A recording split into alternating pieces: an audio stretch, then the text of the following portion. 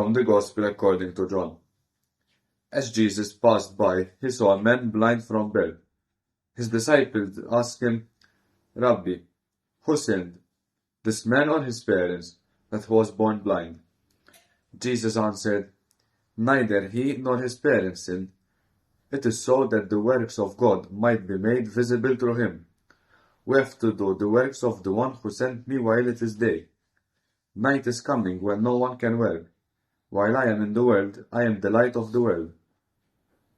When he had said this, he spat on the ground and made clay with the saliva, and smeared the clay on his eyes and said to him, Go wash in the pool of Siloam, which means sent.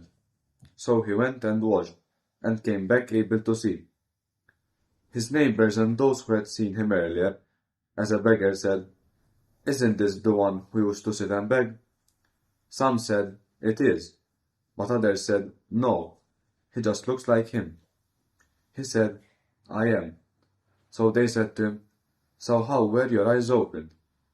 He replied, The man called Jesus made clay, and anointed my eyes and told me, Go to Siloam and wash. So I went there and washed and was able to see. And they said to him, Where is he? He said, I don't know. They brought the one who was once blind to the Pharisees. Now Jesus had made clay and opened his eyes on a Sabbath. So then the Pharisees also asked him how he was able to see. He said to them, He put clay on my eyes, and I washed, and now I can see. So some of the Pharisees said, This man is not from God, because he does not keep the Sabbath. But others said, How can a sinful man do such signs? And there was a division among them. So they said to the blind man again, What do you have to say about him, since he opened your eyes? He said, He is a prophet. Now the Jews did not believe that he had been blind and gained his sight, until they summoned the parents of the one who had gained his sight. They asked them, Is this your son, who you say was born blind? How does he now see? His parents answered and said, We know that this is our son, and that he was born blind. We do not know how he sees now, nor do we know who opened his eyes. Ask him. He is of age. He can speak for himself. His parents said this because they were afraid of the Jews. For the Jews had already agreed that if anyone acknowledged him as the Messiah, he would be expelled from the synagogue. For this reason his parents said, He is of age, question him. So a second time they called the man who had been blind, and said to him, Give God the praise. We know that this man is a sinner. He replied, If he is a sinner, I do not know. One thing I do know is that I was blind and now I see. So they said to him, What did he do to you? How did he open your eyes?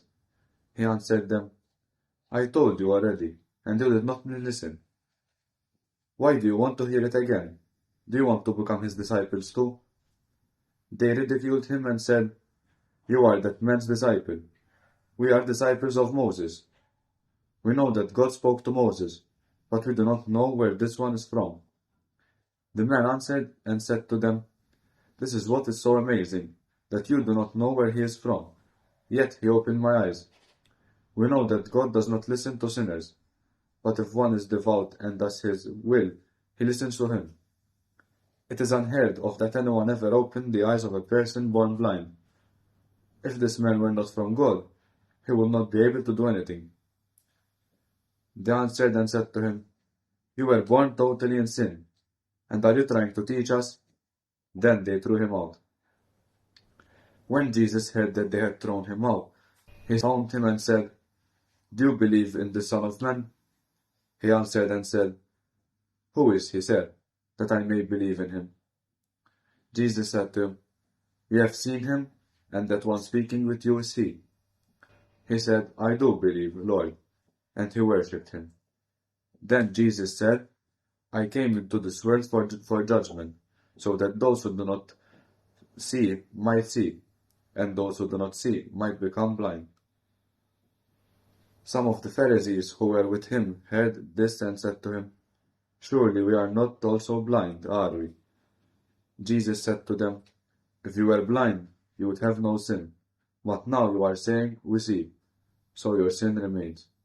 The word of the Lord.